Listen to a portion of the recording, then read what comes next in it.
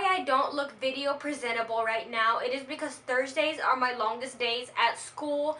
I am at school from 9 a.m. to 7:10 p.m. and on top of that I have an hour drive home. So right now it is 8:12 and I'm coming to you with this short video because I wanted to share with you something incredible that happened today. So I'm going to tell you an experience that I had in my night class. It's a professional ethics class, which is basically about how to be ethical in professional careers and things like that. So nurses, doctors, lawyers, anything in that category.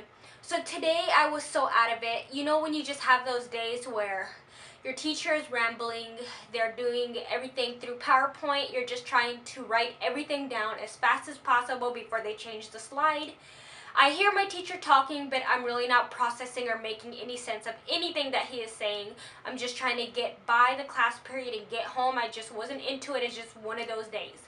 So something that he said really caught my attention and just made me pause what I was doing and just basically I had a moment.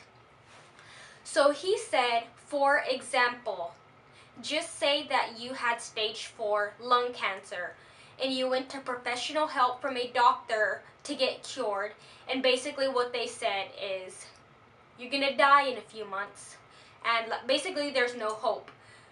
And basically the class agreed with that, and I was kind of just sitting there. I was taken back by the whole thing. So I was just sitting there. I put my pen down. I was just kind of listening to what he had to say, and he continued on with his little scenario. So he said, what do you do if you were in this situation? Would you go home and would you just start writing out your will because the doctor said that you're only going to live a couple more months, so that means you're going to die, so give up? It got quiet for a little bit. Nobody really gave an answer. And what he said was no. Basically, there's other options. You can go look for a second opinion, things like that. Just because the doctor you talked to said that your stage 4 lung cancer is deadly and basically you're going to die doesn't mean that's what it is.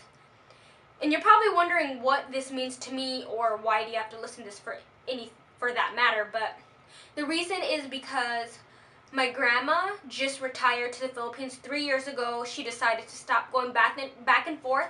She just wanted to stay in the motherland, stay there, retire, just live her life happily. And we found out that she had lung cancer. She smoked almost all her life, so I mean, it wasn't predictable, but it's not so surprising. But it's stage 4, which is reversible basically in most cases. And that was really hard to take in, especially since she was around since the day I was born. She's helped raise me, and from when I turned 18 and she just left and haven't came back, it was kind of hard. But what I'm trying to say, my mom left for a month to go try to help out with the surgeries and everything. And I talked to them yesterday. I called yesterday when I got out from school, and basically what my mom said is my grandma is in her last stages of the cancer. She's basically it's the waiting game. She's waiting to die, and they're not going to medical help anymore because they feel like it's not going to help anymore. And I was just taken back by it. I feel like everyone lost hope. I did not lose hope, but it was kind of hard to see the other end when they're telling me this. And I cried for maybe an hour or so before I started doing things last night.